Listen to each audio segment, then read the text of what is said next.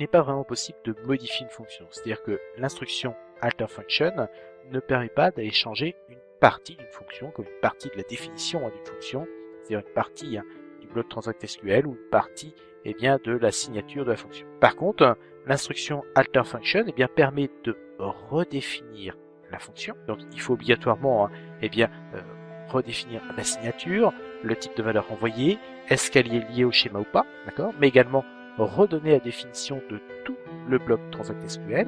Par contre, si des utilisateurs ont déjà reçu le droit d'utiliser cette fonction, le fait de faire un alter function va simplement modifier le corps de la fonction, mais ne va pas aller modifier les droits que des utilisateurs auraient pu recevoir. Donc ça c'est intéressant, à partir du moment où la fonction existe, si on sait qu'elle a déjà été référencée par l'administrateur, à l'aide de l'instruction alter function, on est beaucoup plus performant en termes d'administration que si on fait une suppression puis une recréation. C'est pas du tout la même chose, même si elle porte le même nom, bien sûr, l'identifiant interne n'étant pas le même, ça va tout changer. Donc ici, on va modifier la fonction ftest, et du coup, on peut exécuter cette fonction. Donc vous voyez que dans le requête select, on profite pour nommer la colonne à renvoyer comme étant égale à la quantité pour l'article CLA11. Donc pour CLA11, on a 466 unités en stock.